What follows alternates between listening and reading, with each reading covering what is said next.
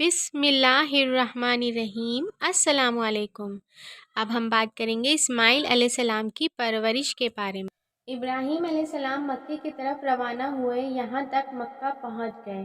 یہ جگہ اس وقت بالکل ویران اور بے آباد تھی، نہ کوئی انسان تھا، نہ پانی، نہ نباتات کے اثرات تھے۔ غرض کوئی چیز نظر نہیں آتی تھی، بس پہاڑوں کے درمیان ایک بے آب و گیا میدان تھا۔ یہی وہ مقدس اور تاریخی وادی تھی جہاں ابراہیم علیہ السلام اپنی زوجہ اور اپنے لخت جگر کو چھوڑ کر واپس پلٹے۔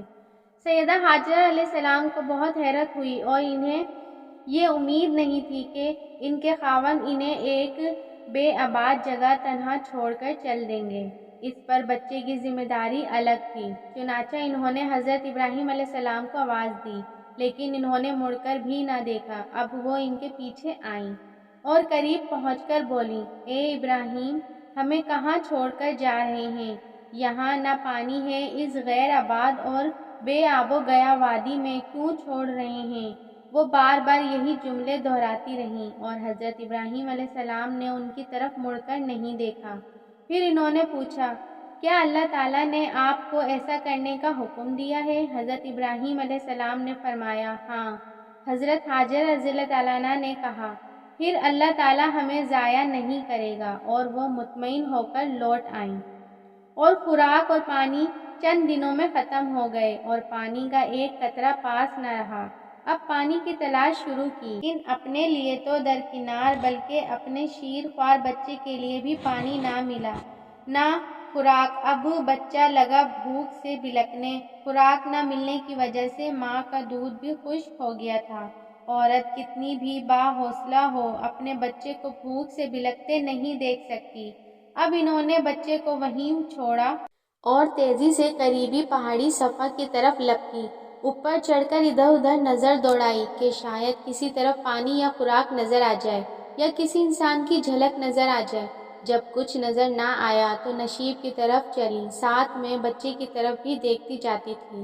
نشیب میں پہنچی تو بچہ نظروں سے اوجھل ہو گیا، اس پر اور بے چین ہو گئی اور بلندی کی طرف دوڑی۔ اس طرح آپ مروہ پہاڑی پر چڑھ گئیں۔ وہاں بھی چاروں طرف نگاہ دوڑائی، لیکن کچھ نظر نہ آیا۔ خیال آیا کہ پھر کوشش کرنی چاہیے۔ اس خیال سے مروہ پہاڑی سے اتری اور صفا کی طرف چل دیں۔ درمیان میں نشیب کی وجہ سے بچہ نظر نہ آیا تو دوڑنے لگی۔ اس طرح 7 مرتبہ دوڑ لگائی۔ یہی وجہ ہے کہ مسلمان حج کے دوران صفا اور مروہ کے درمیان سعی کرتے ہیں۔ جب وہ آخری مرتبہ مروہ پہاڑی پر پہنچی تو انہوں نے ایک آواز سنی۔ یہ آواز اسماعیل علیہ السلام کے قریب سے آئی تھی۔ انہوں نے پوری توجہ سے آواز سننے کی کوشش کی اور جلدی سے اسماعیل علیہ السلام کے قریب پہنچی۔ کیا دیکھتی ہیں کہ اسماعیل علیہ السلام کے قدموں کے نیچے سے پانی پھوٹ رہا ہے، کیونکہ جبریل علیہ السلام کو اللہ نے صابرہ خاتون کی مدد کے لیے بھیجا تھا۔ انہوں نے زمزم والی جگہ پر اپنا پر مارا تو اسماعیل علیہ السلام کے قدموں کے پاس سے ایک عظیم چشمہ رحمت نمودار ہوا۔ مستقبل کے پیغمبر کے قدموں کے نیچے سے اللہ نے جبریل فرشتے کے ذریعے زمین پھاڑ کر پانی نکال دیا۔ یہی آب زمزم کا راز تھا۔ ہاجرہ علیہ السلام پانی کو حیرت سے دیکھ رہی تھیں اور ان کی خوشی کی انتہا نہ تھی۔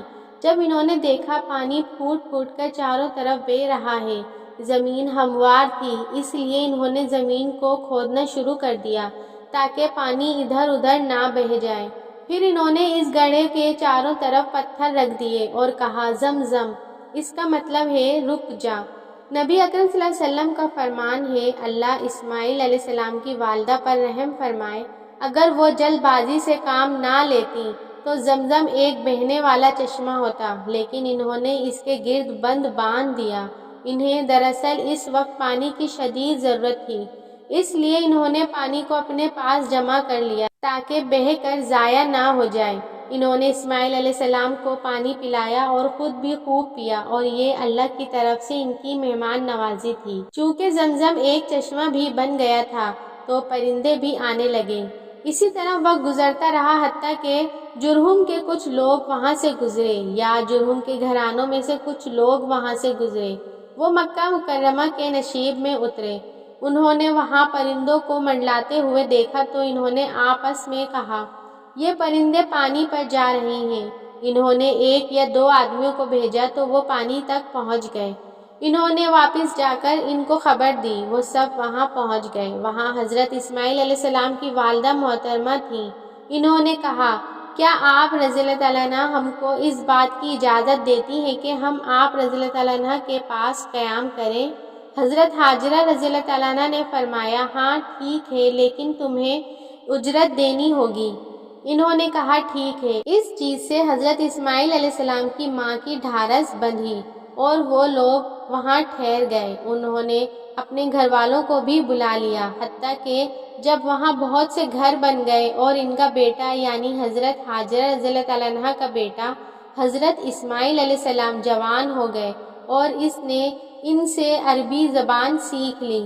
جب حضرت اسماعیل علیہ السلام جوان ہوئے تو آپ جرہم کے کچھ لوگوں کو اچھے لگے تو انہوں نے اپنی ایک عورت کا ان سے نکاح کر دیا۔ پھر ان کی اولاد سے عرب قوم کا آغاز ہوا۔ انہی میں سے سرور کائنات محمد صلی اللہ علیہ وسلم کی ولادت باسعادت ہوئی۔ بنو جرہم کی آمد اور آبادی حضرت ابراہیم علیہ السلام کی دعا کا نتیجہ تھی۔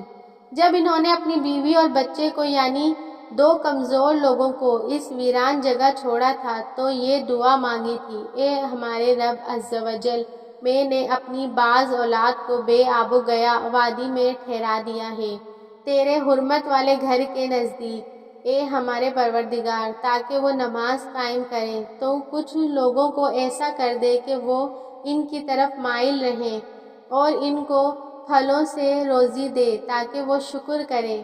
دن گزرتے رہے اور اسماعیل علیہ السلام بنو جرہم کے لوگوں میں عمر کی منزلیں طے کرتے رہے اور وہ ہوش سنبھالنے کے قریب ہو گئے۔ حضرت اسماعیل علیہ السلام کی قربانی کا واقعہ نیکسٹ ویڈیو میں ہے۔ یہ ویڈیو اچھی لگے تو اسے لائک، شیئر اینڈ سبسکرائب کر دیں۔